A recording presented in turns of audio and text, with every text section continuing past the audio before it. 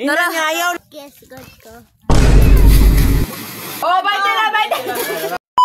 Hi guys, it's me, Janang, for today's video, a day in my life as a content creator nga mulugsong sa bakilid, musaka sa bundok. Anyways, dili lang kay ako, but daghan mi, kauban na mo sila pastor, Kuya Dudong, Lulu Lula, and tanang membro sa church, kay adtuon na mo si Lolo Marger sa ilang balay, mag-visitation mi. But before that, bago mi makaabot dito moagi sa amig sapa, ug mo agi pud ta sa dalan nga perti kanindot, and musaka sa bundok. So as you can see, gipangkapoy na sila, gipanghangak siga ang ilong. Pila ra may oras na abot na may ilalulo. Mao nilang balay og napalibutag mga kalubinan.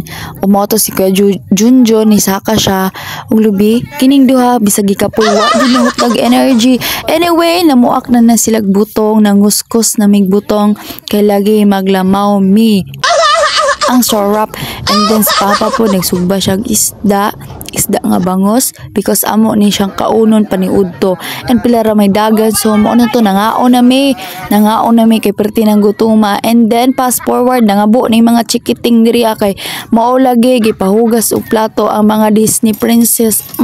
Eme. And then si Lolo Boboy ug si Lolo Marger nagjaming-jaming pud sila perte.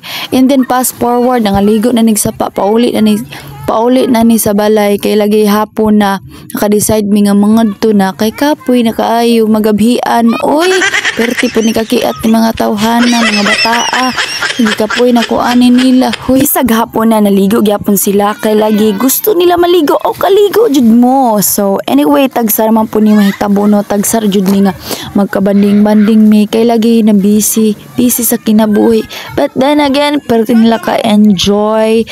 And moto ni abot ang time nga nanguli na jud mi og maoto. Kapoy kaayo musiga imong ilong inig subida. Aw lagi uy si Lulu nagdaladala pagbato. Saon ka na niya, ambot lang wa ko kabalo.